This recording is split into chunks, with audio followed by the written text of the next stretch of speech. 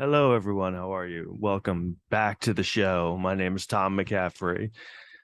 Uh, Today I'm going to talk a little bit about a documentary I watched. It's a new documentary about Jeffrey Dahmer. It's on the ID channel. I don't know how you, the ID network, which has a lot of true crime stuff.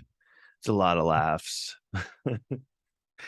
They have some new series out, like Killer 90s, which is about, the 90s and all the famous murders. And of course, one of the big ones that they do is who killed Tupac and Biggie. That's like a story just no one's ever gonna let go, ever. It's like I cannot tell you how many documentaries have been made about who killed Biggie and Tupac. Which is funny because I feel like I've seen documentaries where they literally tell you who killed them. At least Tupac. I've definitely seen a lot of documentaries where like investigators are like, "Yeah, we know who killed him." And then they'll be like, "Yes, but really, who killed Tupac?" And they're like, "We know who did it. It was this gang member that he beat the shit out of." Orlando Anderson. They're like, "Do you really know that he did it?" He's like, "Yes, his cousin told us that he did it. He was in the car with them." "But how do you know that he did it?" "He was in the car with him." "But why would Orlando Anderson do it?" And they're like, "Well, he was a Crip and they get really mad when you beat them up. When you beat them up, they want to kill you. And that's what he did. They beat him up and he said, I'm going to kill him." And then he went and killed him. Like the Tupac case seems pretty open and shut, actually. I love how they try and kind of like they kind of try to make it all complicated and complex. Like, but what happened? It's this crazy mystery. And it's like, no, it's not really. What happened is he beat up a gang member and they get really mad when you do things like that and they kill you. But anyway, so that's not what I'm going to talk about. I'll talk about that on my next video. Um, but so Jeffrey Dahmer, I watched this new documentary and it's always really interesting to me that these the Jeffrey Dahmer story is, very intriguing and very compelling, obviously. But what always gets me is there's a few things about the story, but whenever they have these documentaries, his dad is always in the documentaries being interviewed. Like his dad just has no problems being interviewed about his son, who was like one of the most notorious serial killers in the world, in history. Like I just think it's so funny that they're like, "Hey, can we talk to you about your son, murdering and eating people?" And he's like, "Yeah, sure, yeah, I'll do that again. Yeah, I've done that 100 times. Yeah, I'm open to that." He must just have nothing to do. It's almost like he's like the opposite of like the dad who has a son who like excels, like and then just wants to talk about them all the time. But what's weird about the when you hear the success stories about the dad, about the when you hear the success stories about someone, the dad is usually not was like a shitty dad. You know what I mean? Like they like abandoned them, or they they never showed them any affection. They never encouraged them. They never supported them. And then they go on to do these amazing things. And then the dad all of a sudden gets really proud. He's like, "Oh yeah, yeah, I want to talk about my son. Yeah, he's great. Yeah." And then because the whole thing was that's what fueled them to excel, is that their dad didn't show them any love and affection. Like, and when someone's really good, especially creatively, like you just like all you have to do is kind of backtrack it to the parents, and something went wrong. Tom Petty, I just saw a documentary about him, and apparently his dad was really shitty, and so he had to like succeed. But I don't know what happened. It sounds like with Jeffrey Dahmer's dad, his dad was actually like an all right dad. So I guess that's kind of the lesson. Like if you want your kid to excel, like don't be a great dad. But anyways, just kind of like it must be really awkward for Jeffrey Dahmer's dad at like parties and stuff. Like, "Oh, so how's your son doing?" "Oh, my son, I don't know if you heard, he got convicted of murdering and eating like 20 people." And "Oh yeah, yeah, I did hear something about that. What happened with that?" "Well, he got murdered in prison by another guy. Someone oh, what happened?" "Oh, he was sodomized to death with a broomstick." Okay, cool. I'm gonna go see if there's any more dip." "Yeah. Do you want to not talk about it?" "No, I'm actually doing 4 interviews about it next week. I have no problem talking about it all the time." because it's just like, you know, if your son ends up being Jeffrey Dahmer, like, you were like a bad parent. And it's funny because I feel like if I ever did anything wrong, I got in so much trouble. You know what I mean? Like if I ever like got caught lying, my parents like would basically disown me and acted like I was the worst thing that had ever happened. We're just like so ashamed. I just imagine, when I compare myself to Dahmer, it's like, damn, I'm fucking doing great. Um, so yeah, it's just interesting. And he kind of talks about like, yeah, I remember when Jeff was a kid, were there any signs early on that of what Jeff might become, or that he had a predilection to murdering people and eating kids, anything? Well, I remember on his ninth birthday, we asked him what kind of cake he wanted, and he said he wanted a cake in the shape of a 10-year-old Asian boy. So that was a little weird. Then we walked in on it, him having sex with it. So that tipped us off a little bit, but we just thought it was typical boy stuff. Also, here's his Christmas list from when he was 5 years old. This is what he wanted: a chloroform, some twine, a sledgehammer, a chainsaw, some acid, a bathtub, directions to the boys club. Yeah, it was a little weird, but we just figured he was, a creative, kind of quirky kid. Yeah, can we talk to you more about this? Yeah, sure. I have no problem. It's like, I don't know, if I had a kid and they ended up like being a serial killer, or like 8, 15 people, I'd be like, yeah, no, I don't want to talk about this. Really? You don't want to talk about? No, it's really horrible. It's really weird. Why don't you want to talk about it? Because I'm humiliated that was my kid. So yeah, I think I'm just gonna go hang myself. Imagine like you have a kid and then like he does that. Like, do you backtrack? Do you like what is the introspection like? Are you like, where did I go wrong? What did I do? What was the moment that he decided he wanted to murder people and then eat them? That is not that I did. I really fucked up. I guess I just shouldn't have been. I should have stayed home more. I should have played more catch with him.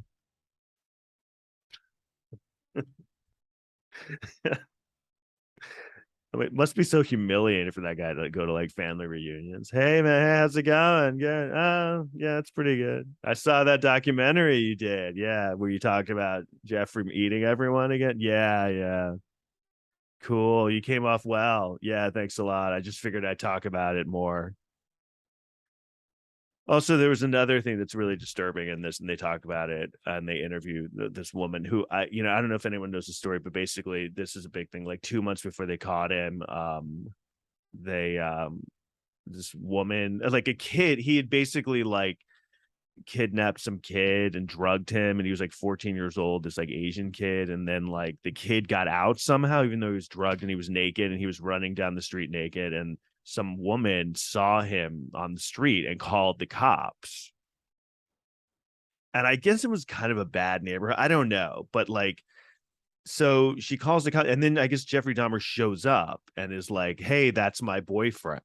It's like, which is just like, dude, just let it go. The kid got away. Let's let him go. Even though I guess he couldn't, because then like the kid would sober up and be like, oh, that kid tried to murder me. So I guess he had to try and get.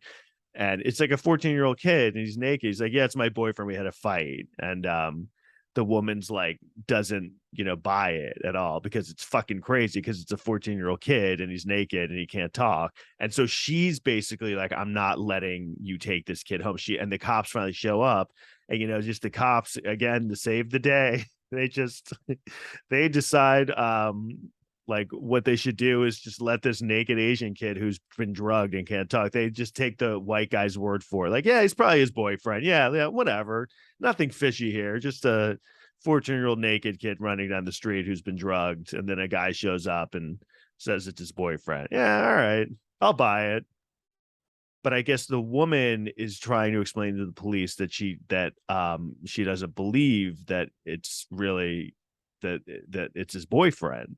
And she says she goes into her house, like literally. She says like her sister or something like lived on the block, and she just wanted to kind of like tell her sister what was going on because her sister was waiting for her. And then she said she comes back like 2 minutes later and everyone's gone. And she calls the police and she's like, "What happened with that kid that I told you about? That the guy that was naked?"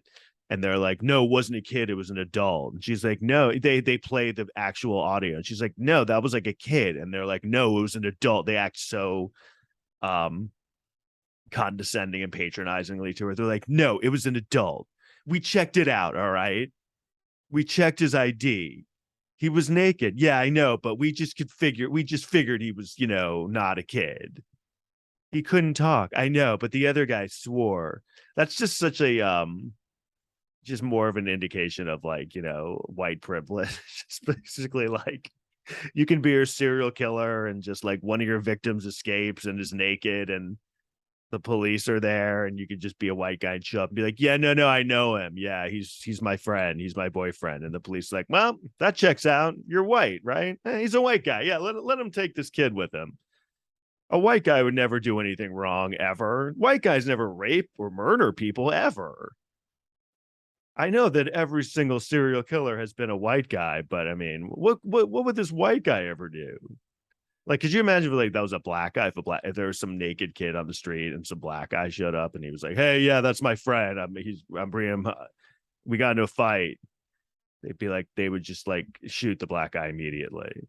I was saying that's why you don't really see a lot of black serial killers because like the police would just, a black serial killer wouldn't even be able to go to do his first murder. The police would just kill him on the way to his first murder for like, driving like 2 miles under the speed limit.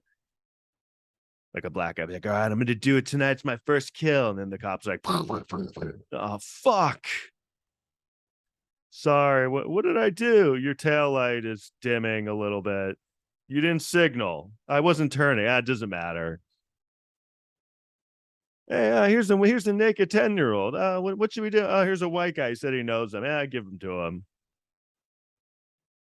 So that and then another thing they talk about that's just it's always like the stereotypical neighbor they interview where they're always like, "Yeah, I knew him. I lived next door to him."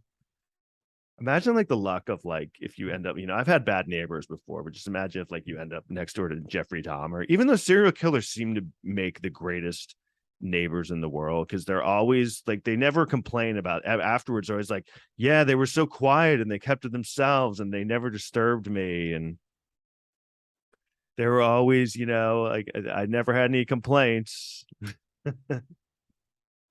And then like it's the thing where the neighbors like, "Yeah, I remember one time like I was at home and there was this like horrible smell coming of like it smelled like rotting flesh coming from his apartment, and I knocked on his door and I was like, "Hey, what's that smell? It smells like there's dead people in there." And he said his freezer was broken. I was like, "All right, well, that checks out."